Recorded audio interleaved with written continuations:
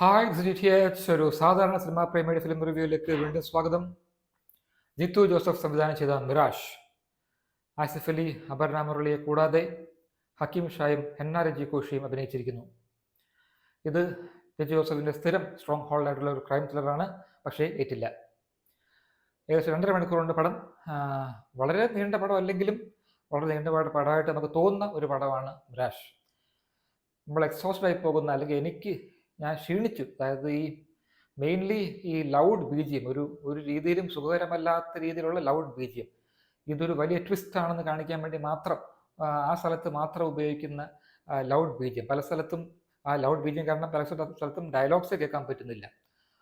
അതുകൂടാതെ ഈ ട്വിസ്റ്റാണ്. അതായത് ആവശ്യമില്ലാത്ത ട്വിസ്റ്റ്, ഒരു രീതിയിൽ നമ്മൾ ഞെട്ടിപ്പിക്കാത്ത ട്വിസ്റ്റ് 90% ടൈംസും. അതായത് നമുക്ക് ഓബ്വിയസ് ആയിട്ടുള്ള ഇത് വരാൻ പോകുന്ന അറിഞ്ഞിട്ട് തന്നെയാണ് നമ്മളത് കാണുന്നത്.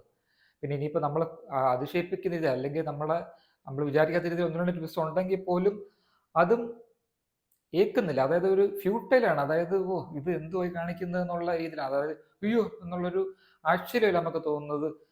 ഇത് എങ്ങനെയൊക്കെ തന്നെയാണോ എന്നുള്ള രീതിയിലുള്ള ഒരു പോക്കാണത്. അതായത് ഈ ട്വിസ്റ്റ് ആൻഡ് ടേൺസിന് ഒരു അന്ത്യമില്ലെന്നുള്ളതാണ്.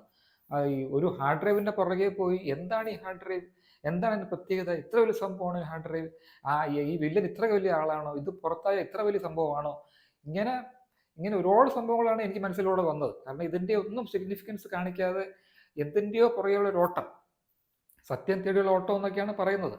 ആസിഫ് അലി ഒരു ഇൻവെസ്റ്റിഗേറ്റീവ് റിപ്പോർട്ടറാണ്. യൂട്യൂബ് ചാനലൊക്കെ ഉള്ള ഒരു ഓൺലൈൻ ഇൻവെസ്റ്റിഗേറ്റീവ് റിപ്പോർട്ടറാണ്. അപർണ ബാലമുരളിയും ഹെന്ന രജി കോഷിയുടെയും ക്യാരക്ടേഴ്സ് കൂട്ടുകാരാണ്. അപ്പോൾ ഇവർ മൂന്നുപേരുമാണ് മെയിൻ ആൾക്കാർ. ഇവർ മൂന്നുപേരാണ് മെയിൻ ക്യാരക്ടേഴ്സ്. ഇത് കഥ മുന്നോട്ട് കൊണ്ടുപോകുന്ന ഇവർ തന്നെയാണ്. പക്ഷേ നമ്മൾ ഒരുപാട് സിനിമകൾ കണ്ടതുകൊണ്ടും ഇങ്ങനെയുള്ള സംഭവങ്ങൾ നമ്മൾ കൊച്ചിലോട്ട് കേൾക്കുന്നത് കൊണ്ടും ഒക്കെ ഒരു പുതുമയില്ലാത്ത സിനിമയായിട്ടാണ് എനിക്ക് തോന്നിയത്. പലപ്പോഴും ഒരു അമച്വർ ട്രീറ്റ്മെൻറ്റും തോന്നി. അതായത് പല സീൻസൊക്കെ വെച്ചിരിക്കുന്നതും സീരിയൽ കണക്കാണ്. അപ്പോൾ ഇങ്ങനെ 2-3 രീതി സംസാരിക്കുന്നു, പിന്നെ 2-3 പിന്നെ ഇവർ സംസാരിക്കുന്നു, പിന്നെ 2-3 രീതി സംസാരിക്കുന്നു. ഇതിങ്ങനെ പൊയ്ക്കൊണ്ടിരിക്കുകയാണ് പലപ്പോഴും. പിന്നെ ഇതിലുള്ള ഒരു മെയിൻ വില്ലൻ, അതായത് വില്ലൻ അസിസ്റ്റന്റ് എന്ന് പറയുന്ന ഒരു മെയിൻ വില്ലൻ ആണെങ്കിൽ ഒരു ലാർജർ ദാൻ ലൈഫ് ഫിഗറാണ്. അല്ലെങ്കിൽ പക്ഷേ അതിൻ്റെ ഒരു പട്ടാപ്പകലൊക്കെ പുള്ളി കാണിക്കുന്ന പരിപാടികൾ നമ്മുടെ കേരളത്തിലോ തമിഴ്നാട്ടിലോ നടക്കുന്ന ഒരു യാഥാർത്ഥ്യങ്ങളൊക്കെ ആയിട്ടൊന്നും ബന്ധമുള്ളതായിട്ട് നമുക്ക് തോന്നത്തില്ല. ഇങ്ങനത്തെ ഒരു ക്രൈംസ് നടക്കുന്നുണ്ടാവും. പക്ഷേ സിനിമയിൽ ഇത് കാണിക്കുമ്പോൾ ഒട്ടും കൺവിൻസിങ് ആയിട്ടല്ല ഇത് കാണിക്കുന്നത്. ഇതിൻ്റെ മെയിൻ വീക്ക്നെസ് എന്ന് വെച്ചാൽ ഈ ട്വിസ്റ്റ് ആണ്. അതുകൂടാതെ എപ്പോഴും ജിത്തു ജോസഫിൻ്റെ പടങ്ങളിൽ വീക്ക്നെസ് ആയിട്ട് വരുന്ന ഭയങ്കര കോണി ആയിട്ടുള്ള ക്ലീഷേ ഡയലോഗ്സ് ഇതിലും ഉണ്ട്. എനിക്ക് ജിത്തു ജോസഫിനോട് ചോദിക്കാനുള്ളത്, അതേപോലെ സ്ക്രീൻ പ്ലേയും ഡയറക്ഷനും മറ്റു 2 പേരും കൂടെ സ്റ്റോറി സ്ക്രീൻ പ്ലേ എഴുതിയിട്ടുണ്ട്. എന്നാലും ജിത്തു ജോസഫിനാണ് മെയിൻ കോൺട്രിബ്യൂഷൻ ഞാൻ വിശ്വസിക്കുന്നു.